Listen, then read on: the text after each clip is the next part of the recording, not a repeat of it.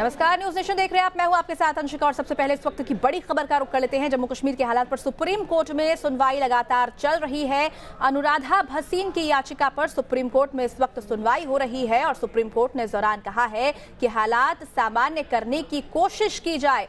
राष्ट्रीय सुरक्षा का ध्यान रखते हुए सरकार कोशिश करे और साथ ही साथ इस मामले में सरकार को हलफनामा दायर करने के लिए भी कहा गया है। अनुराधा भसीन ने पाबंदियों का जिक्र किया है, जिस पर कोर्ट ने पूछा है कि याचिकाकर्ता हाईकोर्ट क्यों नहीं जाते। तो जम्मू कश्मीर में तमाम जो पाबंदियां हैं उनके खिलाफ याचिकाएं दायर की गई हैं, जिस पर आज सुनवाई हो रही है।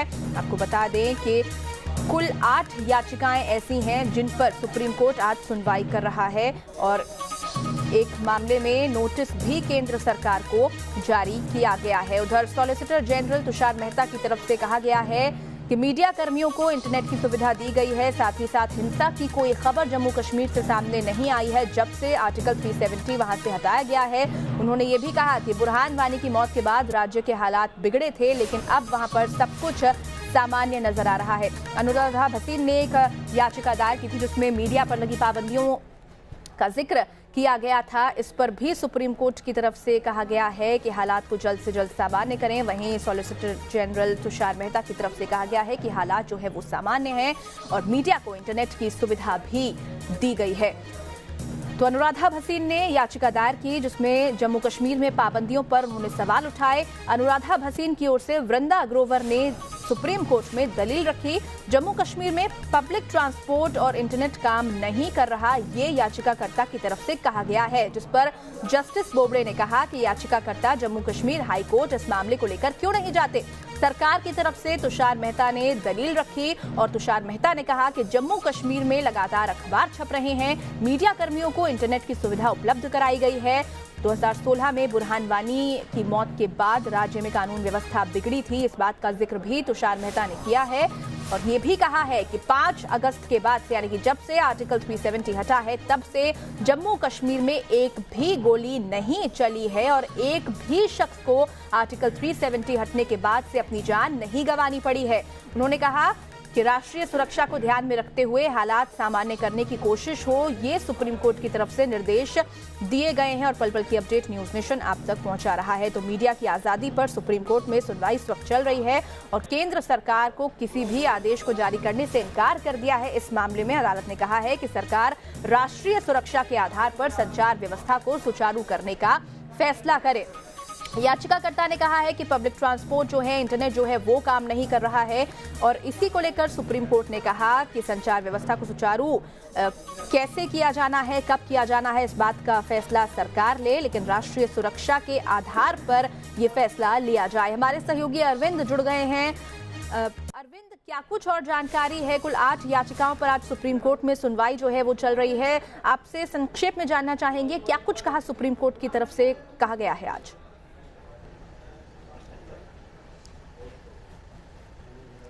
देखिए, सुप्रीम कोर्ट ने केंद्र और राज्य सरकार दोनों से ये कहा है कि वो राष्ट्रीय सुरक्षा को तरजीह देते हुए सूबे के अंदर हालात सामान्य बनाने की कोशिश करें, एक एक करके सारे प्रतिबंध हटाएं, लेकिन राष्ट्रीय सुरक्षा को तरजीह दें।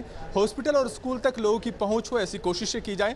हालांकि सरकार की तरफ से ये कहा गया कि 5 अगस्त के बाद, यानी आर्टिकल 370 को निष्प्रभावी करने के बाद एक भी गोली जम्मू कश्मीर के अंदर नहीं चली है, एक भी शख्स की जान नहीं गई है, जबकि 1990 से लेकर अब तक, यानी 5 अगस्त तक ये सूबा लगातार आतंकवाद की आग झेलता रहा है। 15,000 से ज्यादा सुरक्षा बलों की जानें गई हैं, 42,000 से ज्यादा लोगों की मौत हुई है। तो ऐसी सूरत में 5 अगस्त के बाद स्थिति काफी नियंत्रण में रहे, इसी वजह से कुछ प्रतिबंध को जारी रखा गया है। दूसरी बात ये कही गई अटॉर्नी जनरल की तरफ से कि जब 2016 में बुरहान वानी की मौत हुई थी एक आतंकवादी की, तब भी 3 महीने के लिए ऐसे प्रतिबंध राज्य सरकार की तरफ से लगाए गए थे।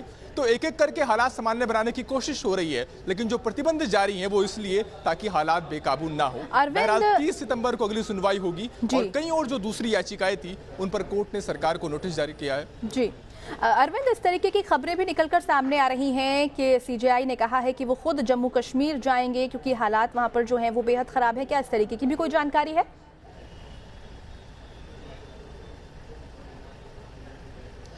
देखिए, वो इस संदर्भ में कहा गया कि जब एक वकील की तरफ से, अनुराधा भसीन की तरफ से, जब वृंदा ग्रोवर ने ये कहा कि जम्मू कश्मीर के अंदर हालात बहुत ज़्यादा खराब हैं और दूसरे वकील की तरफ से कहा गया कि हालात इस कदर खराब हैं कि लोग जम्मू कश्मीर हाईकोर्ट तक नहीं जा पा रहे। तो चीफ जस्टिस ने इस पर हैरानी जताते हुए हल्के अंदाज में कहा कि क्या वाकई ऐसी बात है, हम जम्मू कश्मीर हाईकोर्ट के चीफ जस्टिस से रिपोर्ट मांगेंगे और ऐसा लगता है, और अगर जरूरत हुई तो मैं श्रीनगर जाऊंगा, ये उन्होंने कहा। लेकिन वो अभी जा ही रहे हैं ऐसा उन्होंने खुद नहीं कहा। हालांकि हैरानी जताते हुए उन्होंने कहा कि अगर जरूरत पड़ी जम्मू कश्मीर हाईकोर्ट के चीफ जस्टिस से रिपोर्ट मांगी जाएगी और अगर जरूरत पड़ी तो बाद में वहां पर जाएंगे, ऐसा उनकी तरफ से कहा गया। चलिए अरविंद, बहुत बहुत शुक्रिया आपका तमाम जानकारी हम तक पहुंचाने के लिए। तो सुप्रीम कोर्ट में कुल 8 याचिकाओं पर आज सुनवाई हुई है, जिसमें से कुछ मामलों में सुप्रीम कोर्ट की तरफ से केंद्र सरकार को नोटिस भी भेजा गया है और साथ ही साथ ये स्पष्ट कर दिया गया है कि जो राष्ट्रीय सुरक्षा है उसको ध्यान में रखकर सरकार आगे के फैसले ले।